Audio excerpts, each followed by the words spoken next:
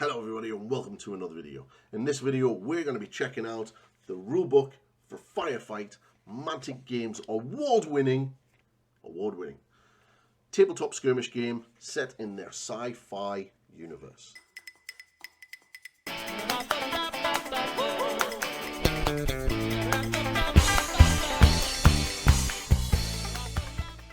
Yes, this is Firefight and this is the rulebook War Zones of the Future. So this is a 104-page rulebook and it's pretty cool. So we're going to have a little flick through this and have a little look at it. As you can see, it's brand new. Just new book smell is so good. So good. That artwork, by the way, is just awesome. I'm a big fan of the Enforcers. If you've watched the unboxing video of the two-player starter set, you will know I quite like Enforcers. And that video is a link up in the top corner if that's your bag, and you can never see what you get in the two-player starter set. So this book is split down into introduction, what you'll need to play, models and units, rules, rounds and turns, command points, orders, line of sight, types of terrain, actions and movements, range attacks, pinning, nerve, buildings, vehicles, keywords and missions. Battle missions and narrative missions. That's pretty cool to see. So the rules were developed by a guy called Andy Sharp. The background was written by Christopher Verspeak, and it was edited by Rob and Matt. And the art was done by all these people, and the graphics down by all these people. You see this, by the way? See this? Hey, Games Workshop, credit your artists like Mantic do. Already, big thumbs up, Mantic Games. Nice to see. Very cool. So this is the two-player starter set, which I've just unboxed, and this is pretty much everything that you get. Kind of gives you a little bit of blurb on this page of what you're going to be getting in the universe and what it's all about. So it's kind of really nice to read. So kind of things what you need to play. So obviously you're going to need some command dice. These are the multi-coloured dice. These things here. So command dice are, when you play Firefight, you need a set command dice. These are six-sided command dice that are coloured black, orange and green, which represents the capability of progressively more powerful commanders or units.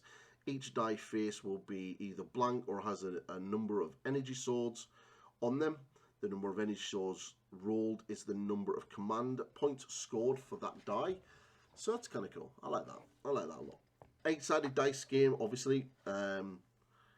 And it sort of has a little breakdown of what a D4 and a D2 is. If you play other skirmish games, other games and that use a D6 system, you'll see sometimes it refers to a D3, which is basically a D6 cut in half, and the same goes here with a D4. So you've got D4, which is basically a D8 cut in half, and a D2 is that cut in half even more, and it kind of gives you all the results, which is cool. Breaks down what modifiers are, what rerolls, measuring, tokens, and the like. So we've got the stat profile, which is pretty interesting because it's not what you'll expect from a lot of things. So first things first, every unit should have a leader model, which is good, which is important for determining many rules in the game. A leader should be suitable models to take the look at as the part, as well as being clear to both players. Some leaders have additional special rules. As far as I'm aware, when you go to move, everything is worked off the leader model. Now, there are some really pretty decent sort of breakdown videos over on the Mantic Games YouTube channel. And I believe this game designer, Andy, goes through stage by stage of the rules and how those work in real time. So he actually has miniatures and he rolls the dice and everything else and shows you how that works. So if you want us to check them out, then I'll have a link to the Mantic Games YouTube channel in the description below. So you got the weapon stats. Obviously, range 12, range 18, and assault is probably going to be a little bit different, but we'll see what they are. So you've got your unit name, your unit type, the speed, which is SP, and there will be two ranges, so one is for your normal move and the other is for your advanced / sprint. SH is for your shooting, AS is for your assault, armor is represented by AR, which is your armor save. Your health points is your basically how many wounds your models have. Nerve is the psychological willingness of a unit to stay in the fight, so your bravery / leadership. Height, that's interesting. Height 2. So it's obviously got height for regarding terrain and cover. The base, what kind of size base they've got. Unit strength, the strength of a unit that will have to control an objective. It's pretty cool. How many points they cost, and any keywords that they may have, and then the weapon profiles. Cool. So as you can see in the example, you've got headstrong and suppressive fire. Some really nice artwork there. Well, it's not even artwork, it's models fighting models, and nicely photoshopped to make it look like a battle scene. Big fan. So the rules. So your game sequence is basically you set up, you deploy, you've got your rounds, and then your rounds are broken down into 3 parts. You got your generate command pool, your alternative turns, activations. Alternative activations, nice. End phase, and then determine the winner. So basically, whoever goes first, you roll an initiative roll. We'll take the first turn, and then in subsequent rounds, the player who finishes activating their model first in the previous round will have the initiative. Okay, interesting. A round will always begin with either player rolling their command dice to generate their command pool. That is an interesting rule. So if you're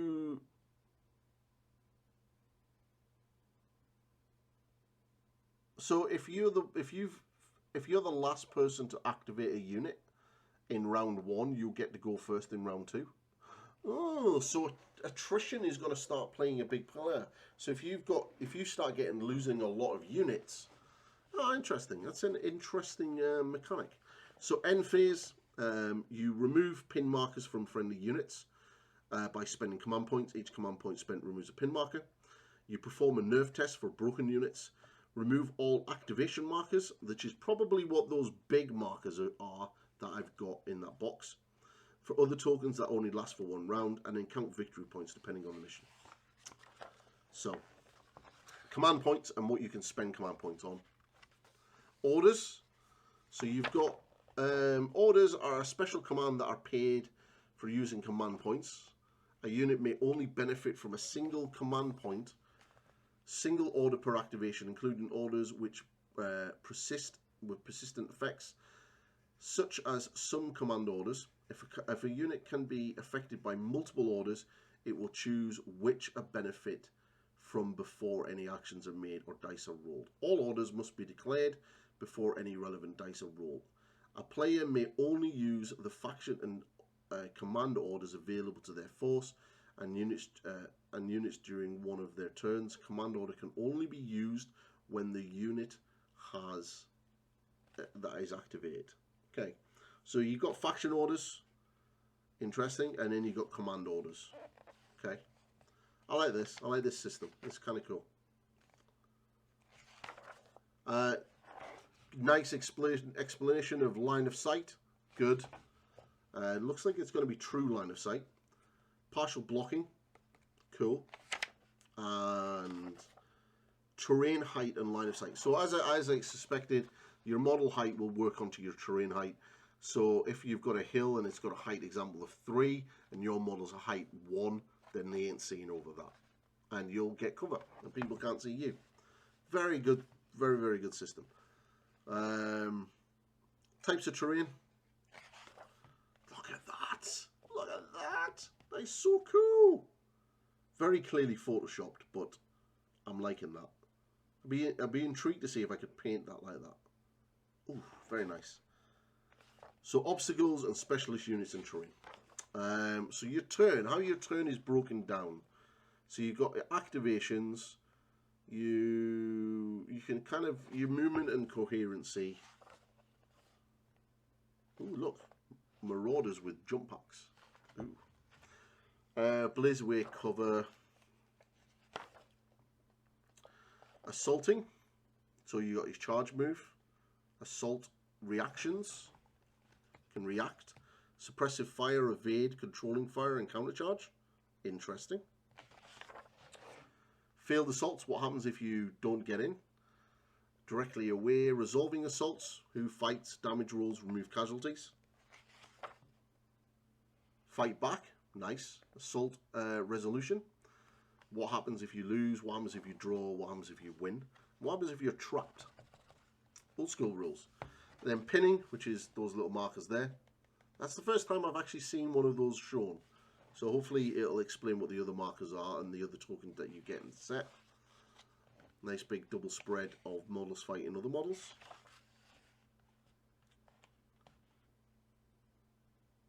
That's really cool because these are, I believe, are the Wolverine tanks.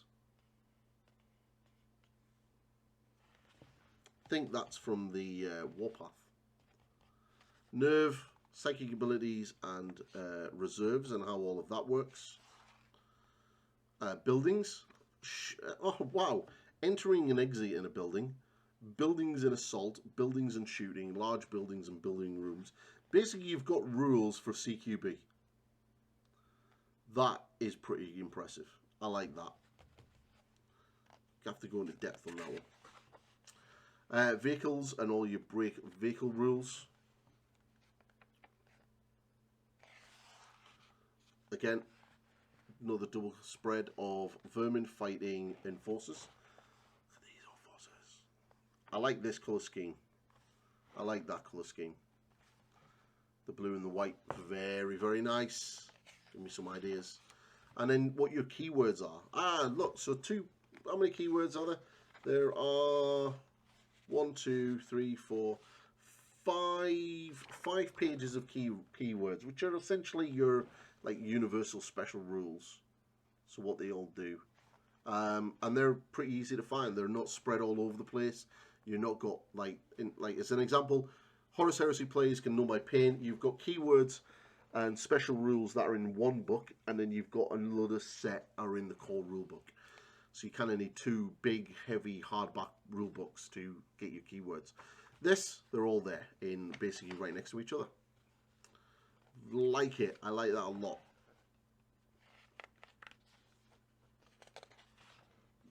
Okay, so we got some missions. So we got missions, getting ready to play, description of the mission, special rules and the like. Who goes first? Objectives. All right.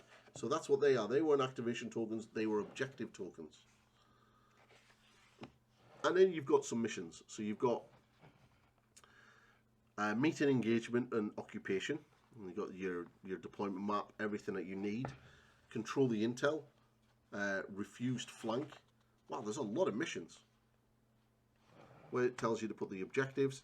And they're really well marked out as well. So what we're looking at, you're playing on a 24-inch by... So these are... Wow, these are small.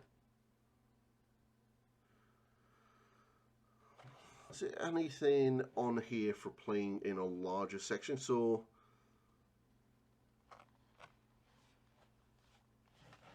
Alright, that doesn't say how far. That one's tiny. Take and hold is tiny.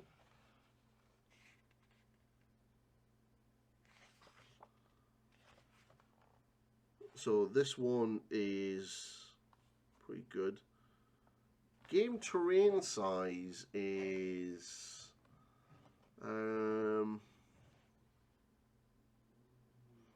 so basically smaller games can be played around 1,000 points to 1,250 points each. This is a great size for a 4x4. For games of 1,500 or larger, you should play in a 6x4. Okay, it's about 1,500 is your sweet spot.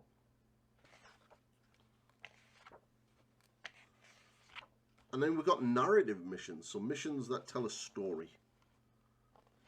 Always a big fan of narrative missions. Hopefully they'll do campaign books. Have some nice little campaign and stuff like that. Weapon testing, data retrieval. Again, more 2-play spread. And then we've got the Warpath universe, so the lore background, which is really interesting because a lot of the time when you buy games, you'll get the lore section at the front, and then you'll have to like go all the way into the back of the book to get the actual rules. In this, you get the rules and everything first, and then you get the background. So this artwork is beautiful. It's absolutely stunning artwork. Like, look at that. That is so cool. Yeah, I'm really liking this. I like the aesthetic of what they've got. And this is the universe. So you've got a galactic map of where everything is. So, which is cool. I'm liking that they're expanding and sort of building upon this, which is kind of cool. They've got Australian space, star realms, spheres of the GCPS. So that's where all of the spheres are. Death Arc, Nexus PSI. Cool.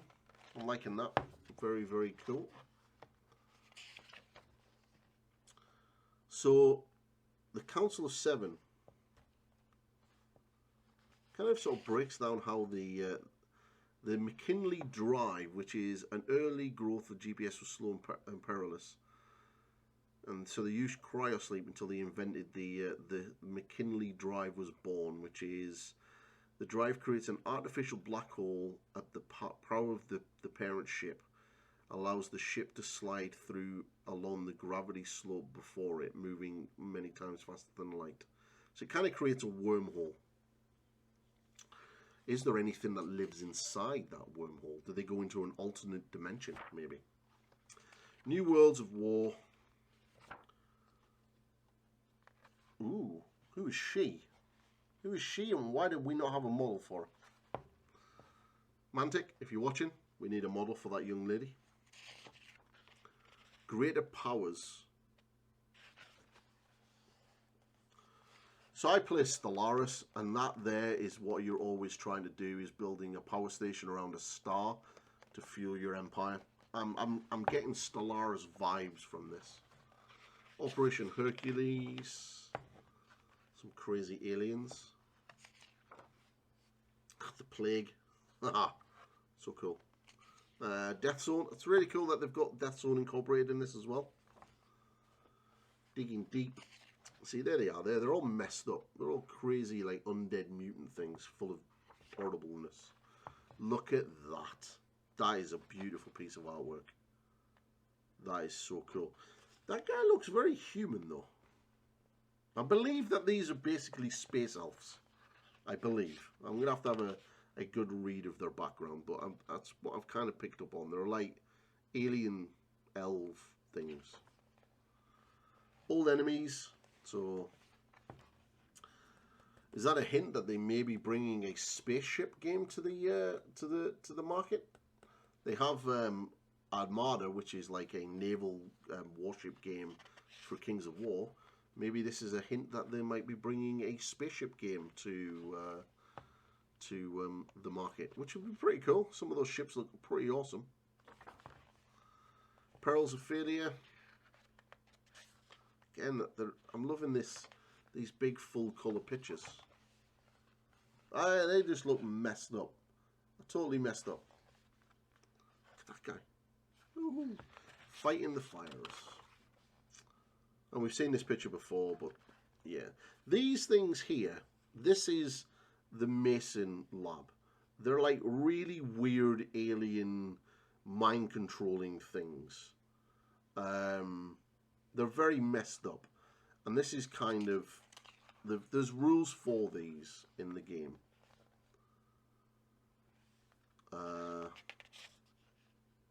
I'm thinking this is some of the old artwork from Warpath, because these tanks and stuff look pretty cool. Be really nice if we could get some models for them.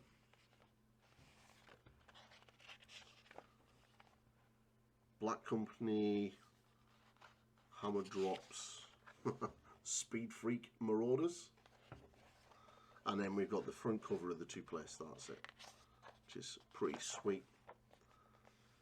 And then that's it. So this is the robot. It's pretty cool. Made by Mantic. It's nice. I believe there is another one coming. In fact, what I will do is I will go over and have a look at the Mantic website now. So here it is. This is the sort of Firefight command protocols book. I believe this is hardback. It's currently up on pre-order and it'll be out on the 28th of August. I believe I'll be getting sent a copy of this for review, so once I get it, I will be I will do a full review of it. But yeah, this pack contains the new Firefight Command Protocol book with all of the tokens you need for the game. Very cool. The Command Protocol book includes new content for exciting players, plus the latest rules and updated force lists. And if you're new to Firefight, start here. So this is kind of like, as far as I'm aware, that this came with the Kickstarter. And in the last year, there's been a lot of development and update for it. So basically, this can get you playing, and the same was the Army book. But essentially, that is your up-to-date sort of all singing, all dancing rulebook. So this box is really, really good to start off with, and is a really good start. And then once you're really into it, that is a good purchase.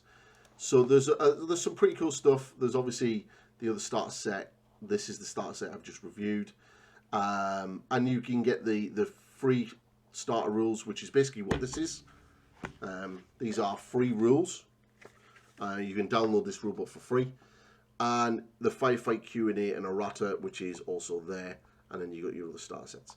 And I would imagine that is you just add that to cart, and then you get it. So yeah, it's pretty cool. So that is the sort of starter rules, free starter rules, sort of, for Warpath. Sorry, Warpath? For Firefight, which is set in the Warpath universe. And it's pretty good. I'm actually quite impressed with it. It's very nice. I'm going to download the free version and see what the free version is like. And I've got a feeling that the free version is going to be pretty much what I've got here, the 104 pages. So I'm going to have a look at that. Yep, as I expected, it's pretty much this book in free format. So that's pretty cool. Very, very interesting. Very, very cool. And I like it. So if you like Firefight and you like what Mantic Games are doing, then throw me a sub and there'll be a lot more of this content coming. And yeah, if you are playing it and got it and you've got your Kickstarter and you've been playing in games, drop a comment. Let me know what you think. Give me some feedback. Let me know what you think and what the community think of Firefight. And yeah, anything else that you want to see, what painting videos you would like to see, what factions you would like me to cover in the faction sort of focus, and yeah, stuff like that. And yeah, and if you like it, make sure that you ring the bell so you don't miss out on any future content. So yeah, I will see you all in the next one. Goodbye for now.